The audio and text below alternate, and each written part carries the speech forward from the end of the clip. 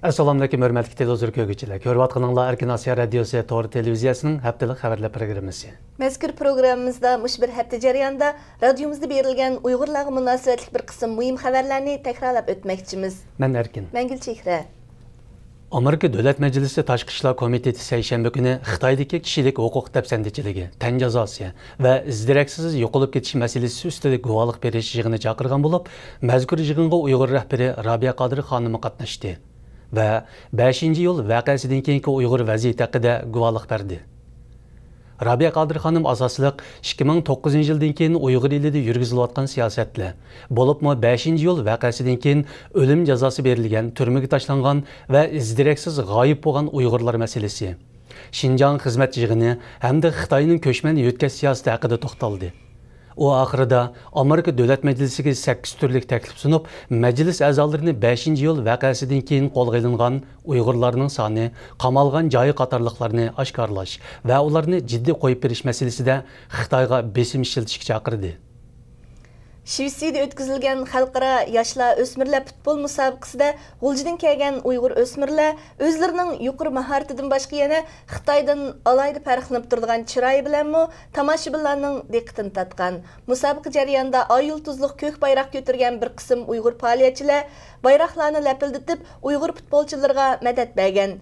Xitoy komanda boshlig'i Sharq Turkiston bayrog'ining lapildishini to'sish uchun saqchi chaqirgan va Uyg'ur faoliyatchilar ustidan shikoyat qilgan. Saqchilar faoliyatchilarning qo'lida bayroqdan boshqa narsa yo'qligini ko'rgandan keyin Xitoyning noroziligiga pisand qilmagan, aksicha Uyg'ur faoliyatchilarini qo'llab rag'batlantirgan.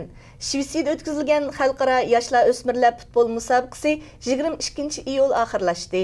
Bir hafta davomlashgan musobaqada G'ulja Turpan yuzdan kelgan Umid komandasi jami 5 komandani yengan bo'lsa-mu, oxirida bir komandaga utirib qo'yib, hal qilish musobaqaga qatnashish salohiyatiga ega bo'lolmagan edi.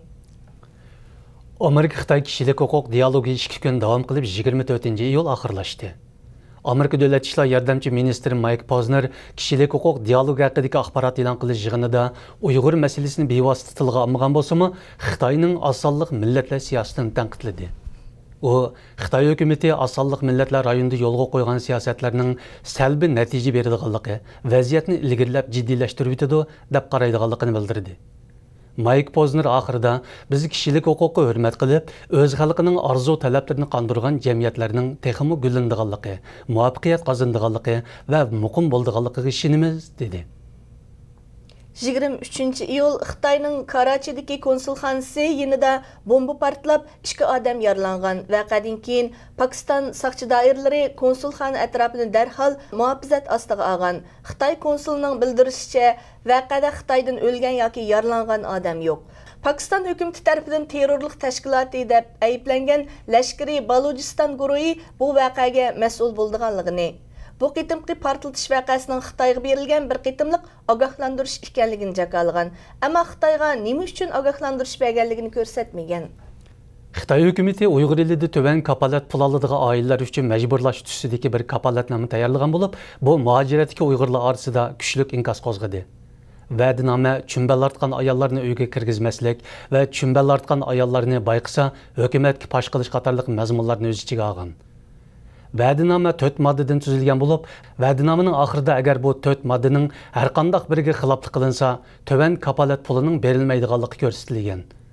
Bu va'dinoma navbatda Facebook qatorliq ijtimoiy axborot vositalarida yozilayotgan inkaslarda Xitoyning bu siyosati chekidan oshgan razillik deb ayblangan.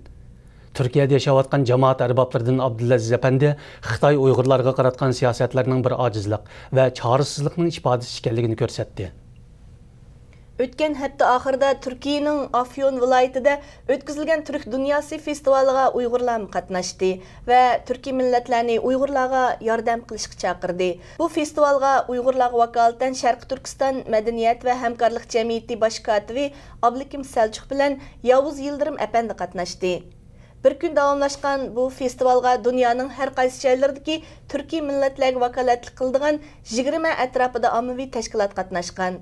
Festivalda Sharq Turkiston madaniyat va hamkorlik jamiyati bosh kotibi Abdukim Seljuk apandi so'z qilib, Uyg'urlarning bugungi ichinishlik vaziyati haqida to'xtalgan. U qilgan so'zda butun qarindosh Turkiy millatlarni Uyg'urlarga yordam qilishga chaqirgan. Möhtərəm televizor kögüçülər, yuqorda Erkin Asiya Radiosu Tor televiziyasının həftəlik xəbərlər proqramısını gördünüzlər. Kelar hafta görüşkice aman boğaysızlar. Xeyri xoş. Xeyr xoş.